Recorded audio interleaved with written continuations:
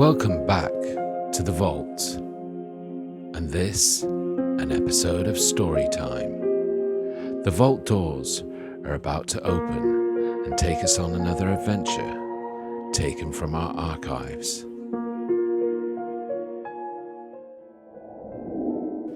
Please support our channel, The Vault, by giving us a subscribe and a like, and hit that notification bell. After a long break, we're very happy to be back with another story time. And coming up, we have a special 3-part series of story times entitled The Unexplained Stories. This special series is dedicated in memory of Angus Darling, never forgotten. For this first story, we need to travel back in time, all the way to the year 1937. This is a story about a pilot whose disappearance 87 years later can still not be explained. This is the story, The Last Flight of Amelia Earhart.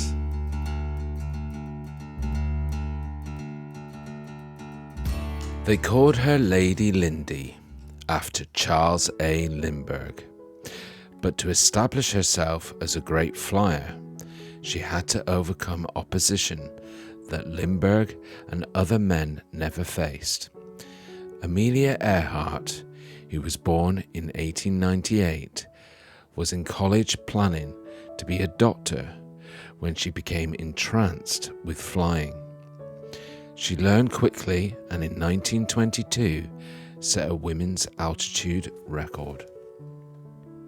Becoming, in 1928, the first woman to go on a transatlantic flight, she found herself at the center of a publicity blitz orchestrated by George Putnam, whom she married in 1931.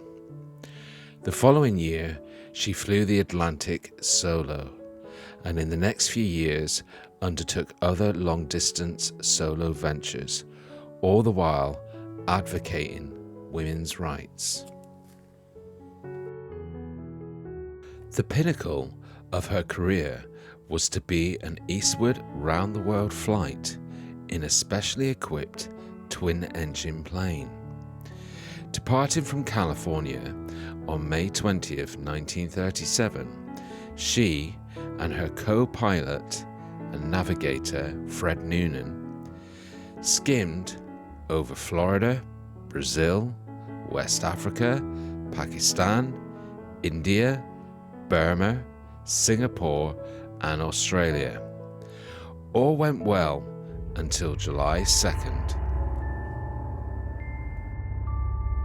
That morning, fuel tanks topped off, Earhart and Noonan left Lae, New Guinea, for the 2,556-mile flight to tiny Howland Island in the Central Pacific.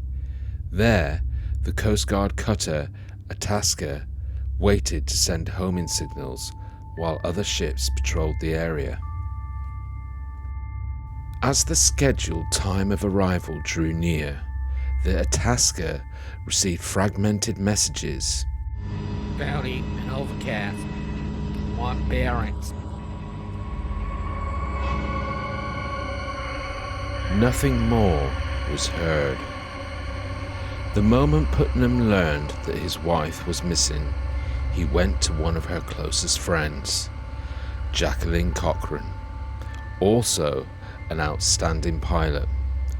Cochran, in the past, had successfully located lost planes, and Earhart was convinced that she had extrasensory perception. Before taking off, she asked her friend to employ these powers on her behalf if needed. In her autobiography, The Stars at Noon, Cochran recalled that she had once told Putnam that Amelia was alive.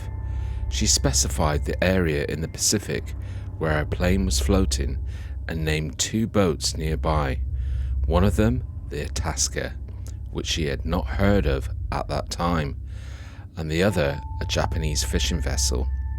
She begged Putnam, Cochrane wrote, to keep my name out of it, but to get planes and ships out to the designated area. Navy planes and ships in abundance combed that area but found no trace. I followed the course of her drifting for 2 days. It was always in the area, being well combed. A massive search revealed nothing, but the nation, unwilling to accept the loss of their heroine, held on to its hopes.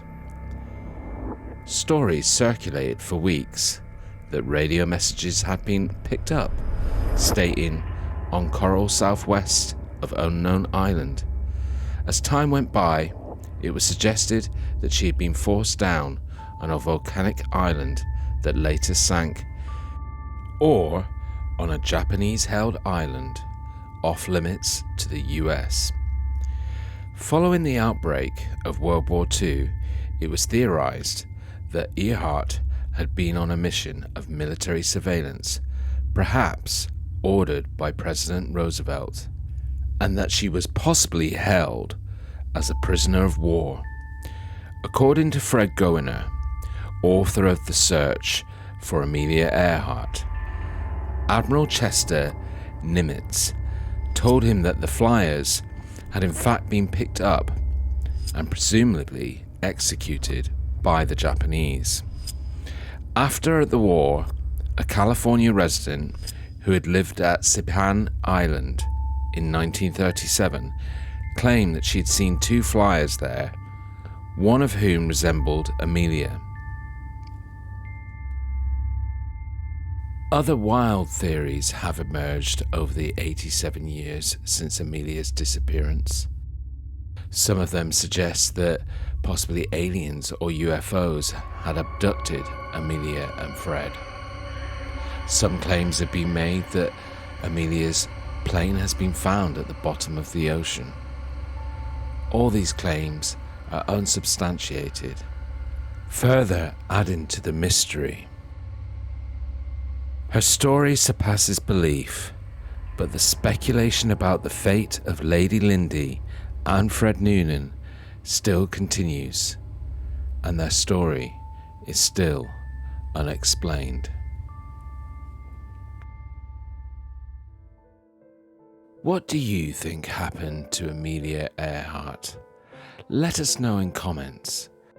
We hope you've enjoyed this episode of Storytime, and please join us for part 2 in this special series of Unexplained Stories very shortly. And if you want to be reminded, click that notification bell. Thanks for watching. Good night.